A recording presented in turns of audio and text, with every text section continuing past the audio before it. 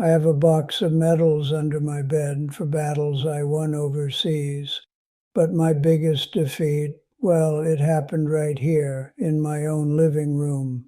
I am 80 years old, and in the quiet of this empty house, the silence isn't just empty space anymore. You see, it is a heavy, echoing reminder, a reminder of a life lived far too defensively. For decades, people looked at my uniform. They saw a man of immense courage, someone who never backed down, but they didn't see the the cowardice it takes to push away the people who love you just to protect your own pride. At this age, everything you thought was important is stripped away. What remains isn't the applause or the ribbons.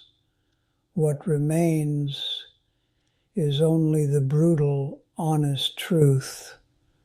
The truth of how you lived behind closed doors when nobody was watching. When I came back from the war, I never really learned how to take the uniform off. I swapped the battlefield for a suburban living room, but my mind was always on high alert. I treated my family life exactly like a tactical operation, yielding even an inch. Well, it felt like a fatal weakness for decades. I wore a heavy suit of armor to protect myself. I didn't realize it was slowly crushing the people I loved. I deeply believed that being a man meant being entirely unquestionable. I thought providing a paycheck was all it took to make a home, but you see, I was so busy playing the role of the infallible commander. I forgot how to be a husband. Every single disagreement with my wife over finances or curfews, it became a territory I had to violently conquer. I spent so much energy just being right. I argued constantly. I held on to bitter grudges for years. I fiercely protected my ego like it was my most valuable possession. I somehow thought that surrendering in an argument meant I was surrendering my masculinity. I let the alpha myths of society dictate how I acted in my own kitchen. I was terrified that showing softness would expose me. So I kept the words of love bottled up tight because of foolish pride. I thought I was keeping everyone safe, but I was actually starving my family of the deep intimacy they desperately needed. You have no idea the exhausting psychological toll it takes, playing a role that doesn't fit you anymore, constantly maintaining an image of ironclad strength. I was relentlessly defending a fortress that nobody was ever trying to attack. My children grew up respecting me, maybe even fearing me a little, but they never really knew me at all. I gave them a tremendous amount of physical security, but I completely withheld my vulnerable soul. I built an impenetrable wall to keep the imaginary enemy out, but, well, I only ended up trapping myself inside those cold stone walls for the rest of my entire life. It happened on a Tuesday afternoon, right around 4 o'clock. That is usually the loneliest hour of my day. The sun gets low, the shadows stretch out, and the house just feels so empty. I was sitting at this very kitchen table, staring at a small, worn leather address book. As you get older, well, you find yourself doing things you never imagined in your youth. I had a black pen in my hand, and I was slowly, deliberately crossing out the names of the people who are gone. Old army buddies, former colleagues, estranged family members, friends I haven't spoken to in over a decade. As the dark ink struck through name after name, the silence of the house changed. It stopped being just empty space It became a heavy, crushing library of echoes. Staring at those crossed-out names, a devastating realization hit me. I remembered all the petty squabbles, the cold shoulders, the stubborn refusals to just apologize. I had spent so much of my life fighting to win every single disagreement, fiercely defending my position. But sitting there at 80 years old, looking around at the empty chairs in my living room, I finally understood the brutal cost of my pride. I won all the arguments, but I am completely alone. As I watched the names in my address book get crossed out one by one, I realized something terrible. Being right is the loneliest victory in the world.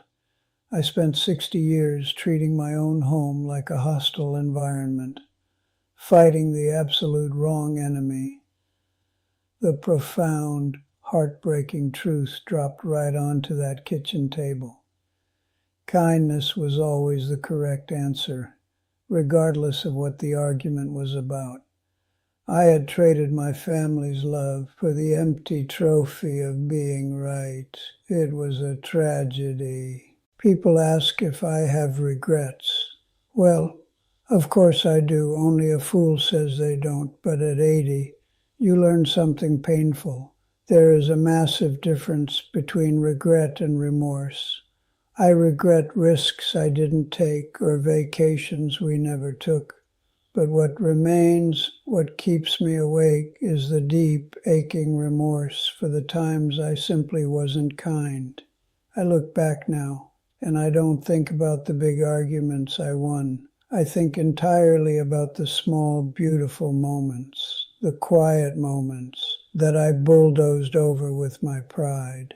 I think about the evenings I spent silently fuming in my armchair, just sitting there over some trivial mistake my wife made, giving her the cold shoulder just to prove a point.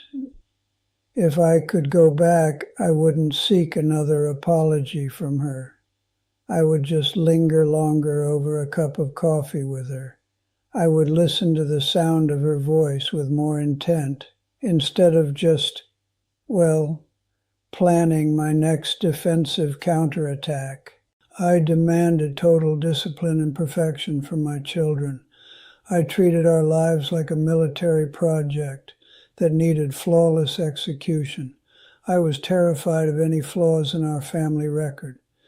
But at this age, you realize that perfection is for statues. Life is for the flawed. The perfect, obedient version of my life that I tried to force onto them.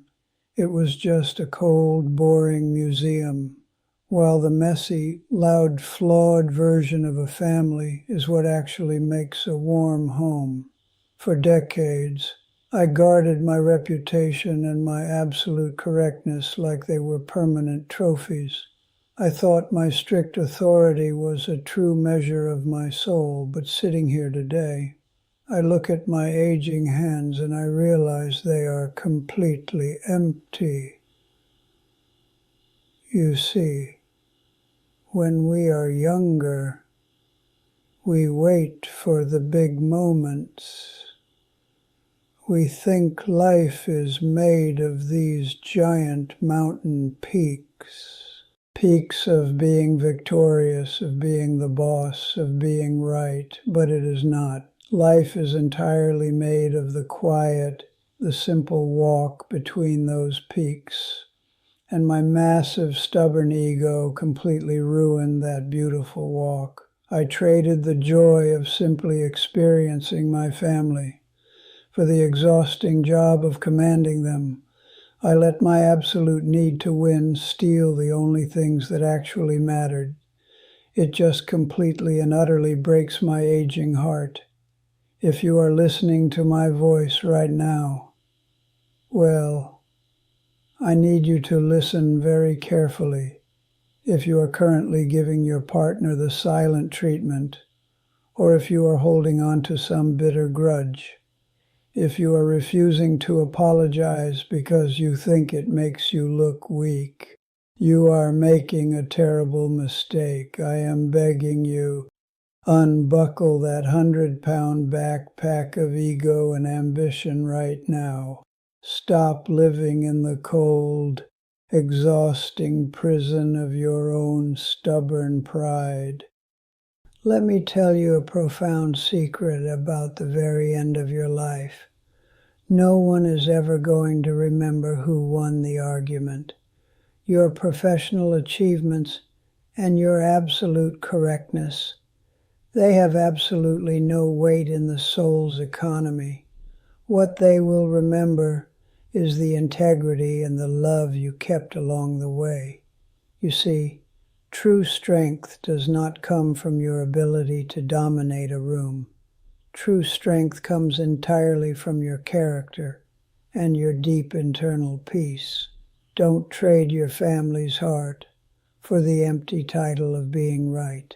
Take off that heavy suit of armor today before you end up sitting at a kitchen table, completely alone, quietly crossing out those old names. If you have someone to call today, well, please call them. Not to settle a score, but just to say, I am glad you are here, because one day they will not be around, and the score will not matter at all. I am asking you to leave a comment below. Tell me, what is one specific grudge you are choosing to let go of today? Just to save your soul, I promise I read every single comment you write. You see, it reminds me that I am seen, and it makes this empty house feel a little less quiet